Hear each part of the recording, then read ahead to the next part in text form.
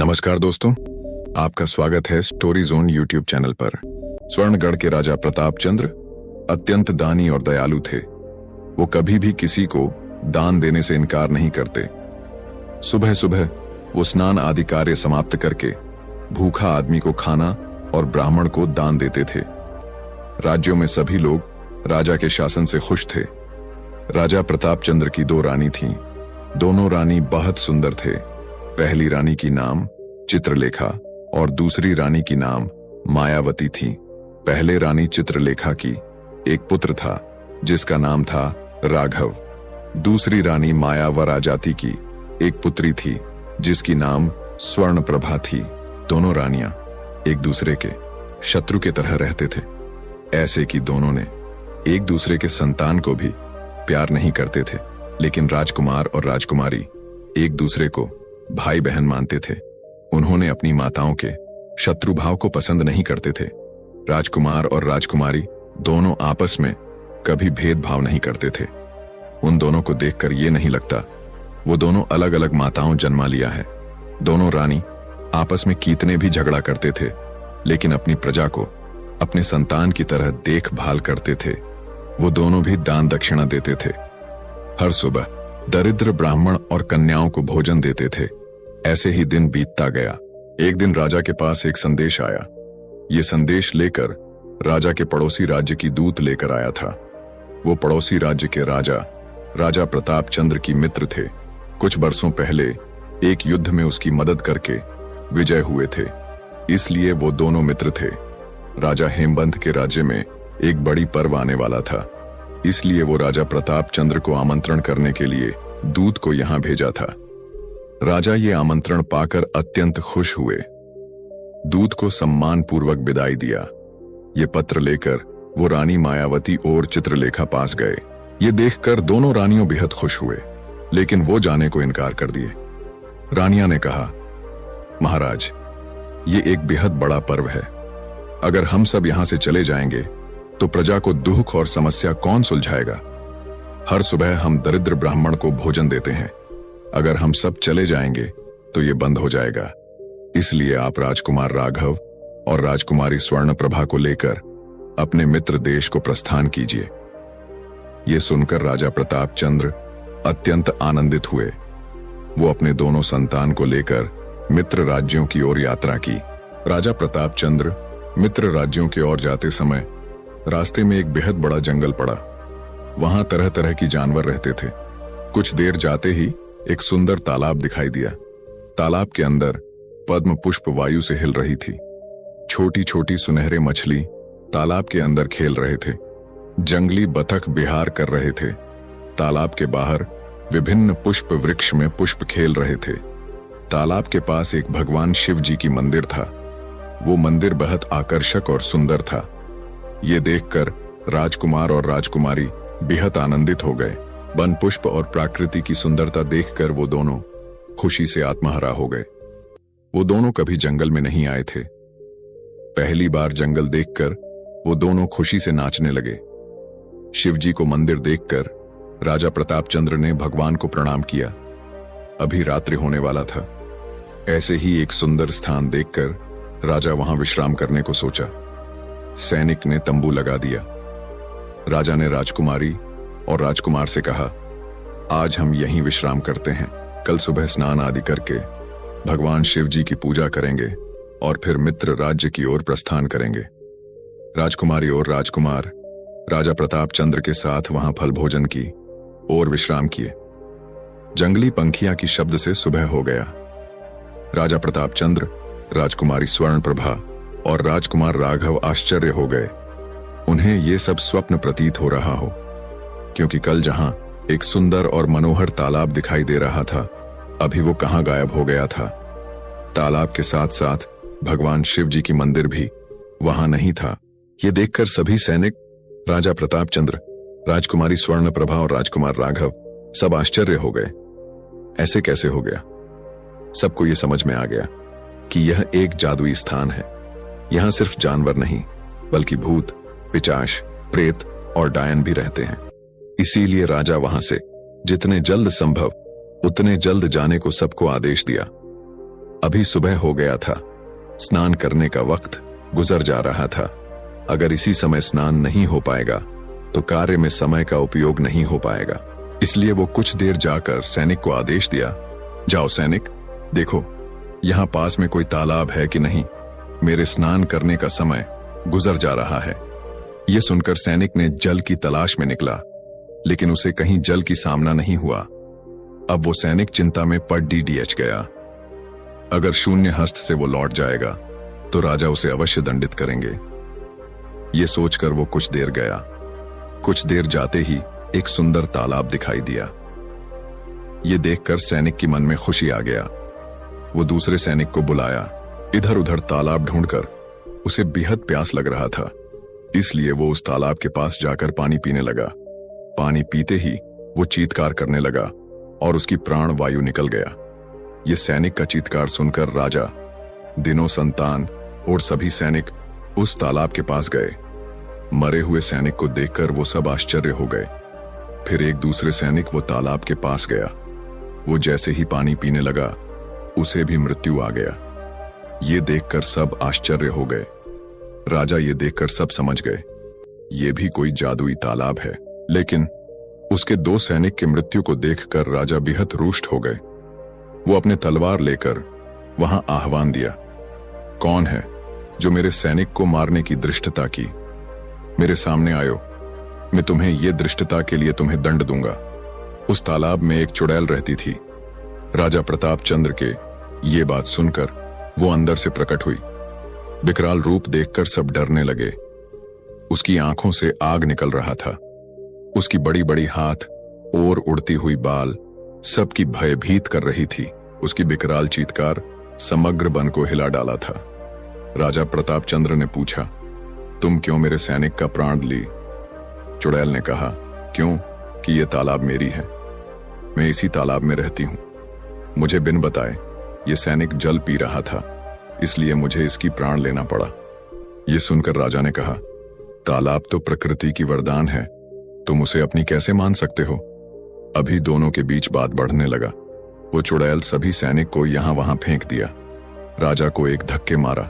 राजा प्रताप चंद्र ने देखा उसकी सभी सैनिक भयभीत हो गए हैं, इसीलिए ये युद्ध को रोकना चाहिए। इस समय वो चुड़ैल राजकुमारी स्वर्ण प्रभा और राजकुमार राघव को देखा।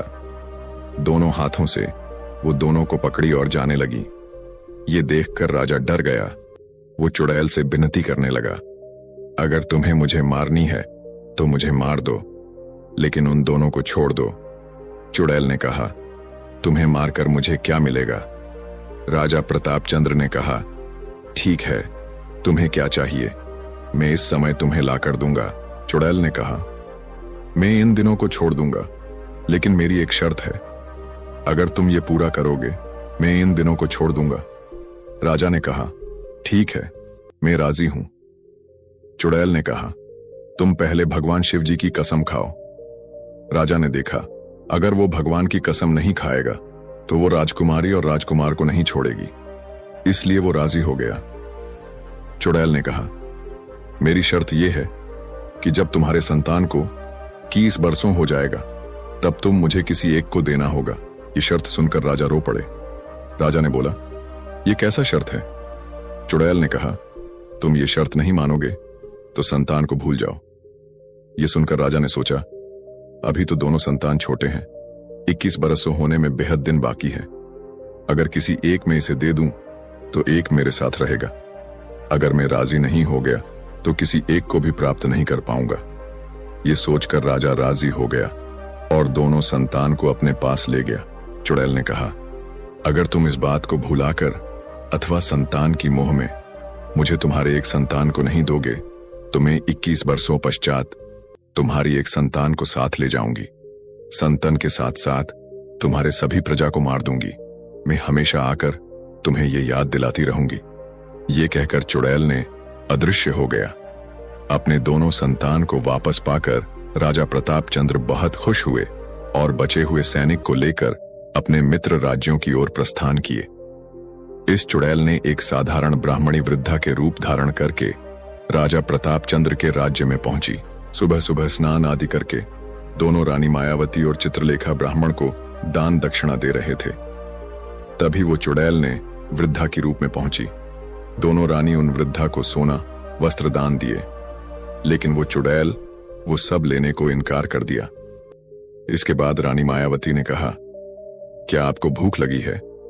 आप भोजन कक्ष में आकर भोजन ग्रहण कीजिए। वृद्धा चुड़ैल ने कहा, नहीं, मुझे भोजन नहीं चाहिए। मैं सिर्फ तुम्हें यह बताने आई हूं कि राजा मुझे एक दान देने के लिए कहा थे, लेकिन आप दोनों के अनुमति बिन में वो दान ग्रहण नहीं कर सकती। मगर तुम दोनों राजी हो तो मुझे ये ग्रहण करने में कोई दिक्कत नहीं होगी। दोनों रानियों ने कहा, मगर राजा ने आपको दान देने के लिए कहा है तो अवश्य कुछ अच्छा है होगा। हमें क्या ऐतराज होगी? हमें कोई ऐतराज नहीं है। आप आपकी पसंदीदा दान ले सकते हैं। यह सुनकर चुड़ैल ने कहा, ठीक है, मैं समय आने पर मैं अपनी दान ग्रहण के लिए आ जाऊंगी। ये कहकर वो वहां से चली गई। राजा प्रतापचंद्र अपने मित्र राज्य में पहुंचकर अपने मित्र हेमवंत को ये सब के बारे में बताया। उसकी मित्र ने कहा, आप चिंतित क्यों हैं? हमारे राज्य में एक तांत्रिक है जो चुड़ैल से बचने के लिए एक रक्षा सूत्र प्रदान करते हैं। ये सुनकर सभी वो तांत्रिक के पास गए और सबके लिए रक्षा सूत्र लाए। सभी ने ये रक्षा सूत्र अपने गले में पहने लिए। उस राज्य में वो पर्व बड़ी धूमधाम से मनाया गया। राजा हेमवंत की भी 2 संतान थे, एक पुत्र और एक कन्या। पुत्र का नाम विश्वकोश और कन्या का नाम वैदेही था। राजा हेमवंत अपनी मित्रता को और सुदृढ़ बनाने के लिए उसकी पुत्र विश्वकोश के साथ राजकुमारी स्वर्णप्रभा और अपने कन्या वैदेही के साथ राजकुमार राघव की विवाह करने का प्रस्ताव दिया। यह सुनकर राजा प्रतापचंद्र बहुत खुश हुए और बच्चे बड़े हो जाने से हम इन सब का विवाह कर देंगे। राजा प्रतापचंद्र अपने संतान के साथ अपने राजीव में लौट आए। अपने महल में आकर वो दोनों रानियों को सब कुछ बताया और हमेशा सचेतन होने के लिए कहा। धीरे धीरे करके समय बीतता गया। अभी राजकुमारी स्वर्णप्रभा और राजकुमार राघव बड़ी हो गए थे। राजा और रानियां बूढ़े हो गए थे। राजकुमारी और राजकुमार को 11 बरसों हो गया था। राजा प्रतापचंद्र ने राजकुमार राघव और राजकुमारी वैदेही, राजकुमारी स्वर्णप्रभा और राजकुमार विश्वकोश के विवाह की योजना बनाई। उन्होंने सोचा कि यदि विवाह जल्द ही कर दिया जाए तो चुड़ैल की शर्त का कोई असर नहीं पड़ेगा। राजा ने अपने मित्र राजा हेमवंत को विवाह का संदेश भेजा। राजा हेमवंत इस प्रस्ताव से बहुत प्रसन्न हुए और तुरंत विवाह के लिए सहमति दे दी। उन्होंने कहा, हम अपनी मित्रता को रिश्तेदारी में बदलते हुए गर्व महसूस कर रहे हैं। यह विवाह हमारे राज्यों के लिए भी शुभ होगा। राजमहल में विवाह की तैयारियां जोरों पर थीं। महल को रंग बिरंगे फूलों, झूमरों और दीपों से सजाया गया। पूरे राज्य में उत्सव का माहौल था। प्रजा भी इस विवाह को लेकर उत्साहित थी। सभी लोग राजकुमारी और राजकुमार के लिए भगवान से आशीर्वाद मांग रहे थे। राजा प्रतापचंद्र और उनकी रानियां इस अवसर को लेकर खुश तो थीं, लेकिन चुड़ैल के डर से वे अंदर ही अंदर चिंतित भी थे। विवाह के लिए राजा हेमवंत और उसकी राजकुमारी, राजकुमार सभी सेवक और दासियों को साथ लेकर राजमहल में प्रवेश हुए। राजकुमारी वैदेही और राजकुमार राघव दोनों पहले मुलाकात से प्रेम करने लगे। उन दोनों को प्रेम इतनी गहरी हो गई कि वो किसी से दूर हो जीना नहीं चाहते थे। जब चुड़ैल ने ये विवाह के बारे सुनी, वो गुस्सा हो गई। वो राजकुमार राघव से विवाह करना चाहती थी। वो राजकुमार को दान मांगकर उसी प्राप्त करना चाहती थी। जब वो विवाह के बारे में सुनी, वो राजा से गुस्सा करने लगी। वो फिर से एक साधारण वृद्धा के रूप में राजमहल आई। उस वक्त राजा प्रतापचंद्र ब्राह्मण को दान दे रहे थे। डायन ने राजा को कहा, मैं मेरी दान ग्रहण करने आई हूं।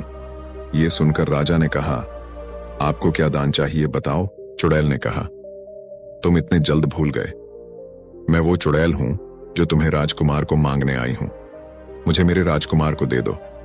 ये सुनकर राजा भयभीत हो गए और बोले, तुम्हें तो 21 बरसों के बाद आनी थी, अब क्यों आ गई? चुड़ैल ने कहा, तुम राजकुमार का विवाह किसी से कर नहीं सकते। राजकुमार सिर्फ मेरी ही होगी। ये कहकर वो अपनी विकटाल रूप में प्रकाश हुई और राजा को आक्रमण करने के लिए आई। लेकिन राजा उस मंत्र सूत्रों के कारण बच गए। ये देखकर चुड़ैल ने जंगल की ओर चली गई। राजकुमारी वैदेही से विवाह के कुछ दिन पहले राजकुमार राघव हर रात एक अजीब सपने से परेशान होने लगा। सपने में उसे एक महिला दिखाई देती जो बेहद सुंदर थी, जो कहती थी, तुम्हारा प्रेम तुम्हें नष्ट कर देगा, मुझसे दूर भागना व्यर्थ है, तुम सिर्फ मेरी हो, सिर्फ मेरी। सपने इतने भयावह थे कि राजकुमार राघव को यकीन हो गया कि यह केवल एक सपना नहीं है, कुछ तो है। इसलिए वो इस राज को जानने के लिए किसी को कुछ नहीं बताया और जंगल की ओर निकल पड़ा। जंगल के बीचों बीच राजकुमार राघव को एक खंडहर दिखा जहां अजीब सी सन्नाटा और ठंडी हवा थी। वहां चुड़ैल प्रकट हुई। मैं वर्षों से तुम्हारा इंतजार कर रही हूं, राजकुमार राघव, चुड़ैल ने कहा। राजकुमार राघव ने साहस से पूछा, तुम कौन हो और मुझे क्यों परेशान कर रही हो? चुड़ैल मुस्कुराई और बोली, मैं एक चुड़ैल हूं। तुम्हारे पिताजी तुम्हें मुझे दान दिए, मैं तुम्हें पसंद करती हूं और तुम्हें शादी करना चाहती हूं। जब राजकुमार राघव ने इनकार किया तो चुड़ैल ने उसकी आंखों में देखते हुए कहा, अगर तुमने मुझे ठुकराया तो तुम्हारा प्रेम तुम्हारी आंखों के सामने नष्ट हो जाएगा, मैं वैदेही को खत्म कर दूंगी।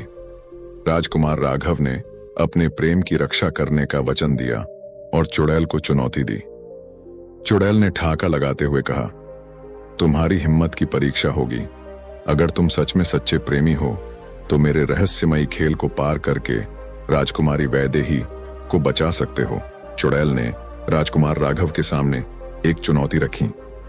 राजकुमार को सत्य का जल ढूंढना था जो गहरे जंगल के अंदर था, लेकिन जंगल भ्रम का खेल खेलता था। हर कदम पर राजकुमार को राजकुमारी वैदेही की चीखें सुनाई देती। आखिरकार उसने अपनी बुद्धि और साहस से सही रास्ता चुना और जल प्राप्त किया।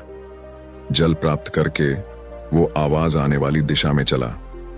राजकुमार को एक अंधेरी गुफा में जाना था जहां उसे सबसे बड़े डर का सामना करना था। गुफा में उसने राजकुमारी वैदेही को बेड़ियों में बंधा देखा। जब उसने राजकुमारी को छुड़ाने की कोशिश की तो वह राजकुमारी नहीं बल्कि चुड़ैल का जाल था। राजकुमार ने अपनी सूझबूझ से इसे पहचाना और गुफा से बाहर निकल आया। चुड़ैल ने राजकुमार को मारने की कोशिश की, लेकिन राजकुमार के सच्चे प्रेम और बलिदान ने चुड़ैल की शक्तियों को कमजोर कर दिया। राजकुमार ने चुड़ैल से कहा, तुम्हारे भीतर भी किसी ने कभी प्रेम जगाया होगा, यह राह छोड़ दो। चुड़ैल भावुक हो गई और अपने अतीत को याद करने लगी। उसने स्वीकार किया कि वह भी कभी एक राजकुमारी थी, लेकिन उसे प्रेम में धोखा मिला जिसने उसे यह रूप धारण करने पर मजबूर किया। चुड़ैल ने राजकुमार को दान से मुक्त कर दिया और वहां से अदृश्य हो गया। इसके बाद राजकुमार राघव अपने महल में लौट गया। सभी राजकुमार और राजकुमारी की धूमधाम से शादी करवा दी गई। अब सभी खुशी खुशी रहने लगे। दोस्तों, आपको हमारी ये कहानी कैसे लगी, ये हमें कमेंट करके जरूर बताएं। जय सीताराम।